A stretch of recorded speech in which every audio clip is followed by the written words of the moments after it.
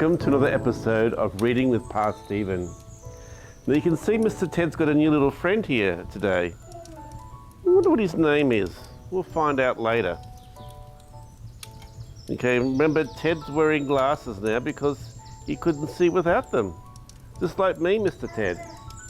Well, boys and girls, today I have a lovely story for you called Jamal's Journey, and it's by Michael Foreman. I wonder if you can guess where this might be taking place. Yes, you're right, somewhere in the Middle East. Maybe Abu Dhabi, maybe Egypt. Let's see. Maybe Dubai, because there's that big tall tower like in Dubai.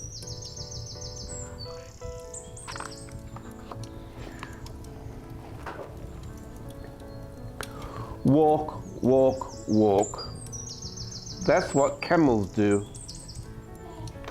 It's a little baby camel there, isn't he? It's all right for Jamal's mama and baba.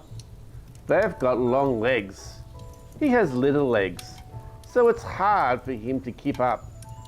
The people who have little legs too, especially the boy, but most of the time they don't walk, they ride. Oh, poor fellow. Look at those camels, aren't they beautiful colours there? Jamal looks at the falcons. They are lucky.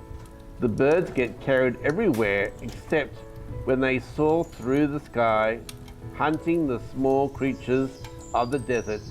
But Jamal is a little camel, and camels have to walk, walk, walk.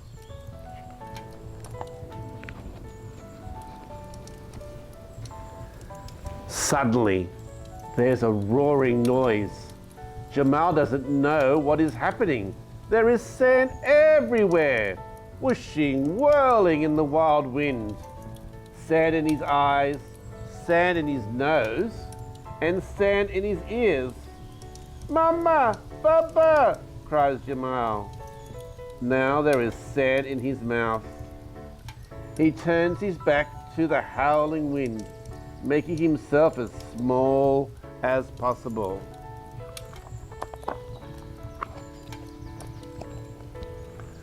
The wind roars louder and louder, thundering around him. Then it stops as suddenly as it started. The sun-filled sky has transformed into a sky of stars. Mama, Baba, where are you? Jamal looks for footprints by the light of the moon, but everything has been blown away by the wind. Which way to go? With no clues, Jamal just follows the moonlight.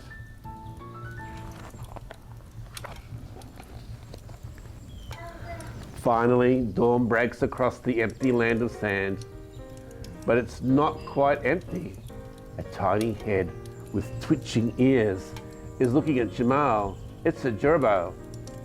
You see, it's sort of look a bit like a rabbit, isn't it? Now, a spiky monitor lizard peeps out from under the rock, and a big brown hare bounces over the hill. Wow. I didn't know there were so many animals in the zoo. Not the zoo, in the desert. Hello, cries Jamal to them all. I'm lost. Can you help me? But suddenly the tiny gerbil sees the lizard and jumps back into her hole. Then the lizard feels the vibrations of the big brown hare, hops closer and dives back under the rock. A moment later, the big brown hare twitches his huge ears, looks up to the sky, and races away, leaving Jamal alone again.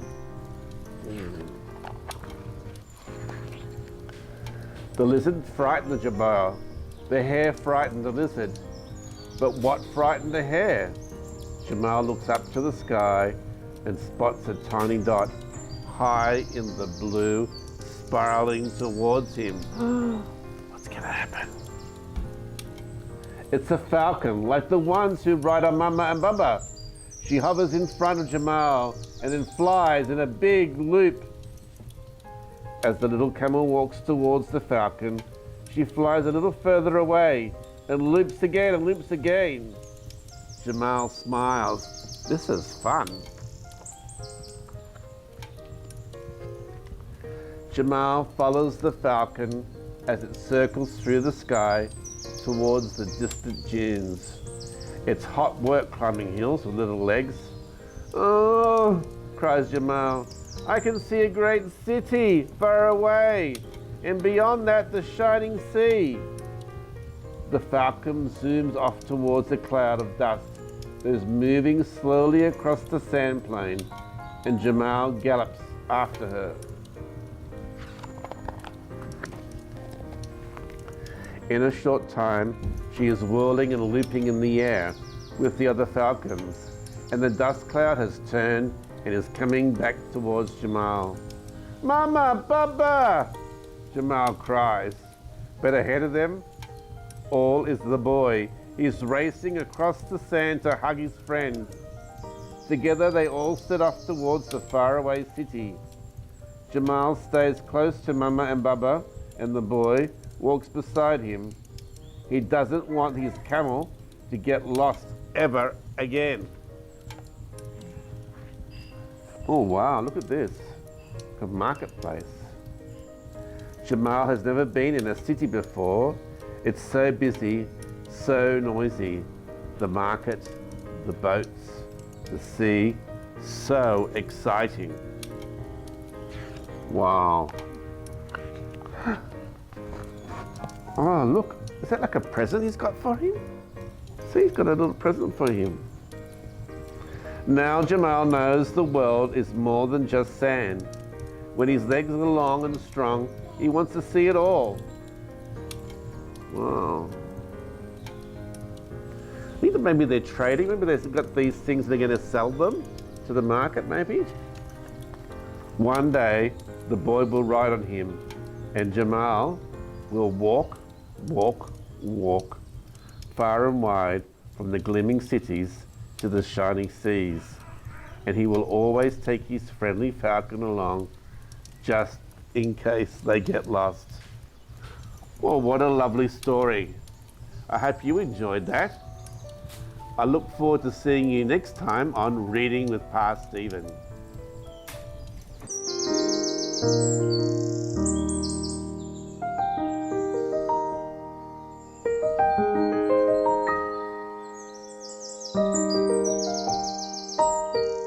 Thank you.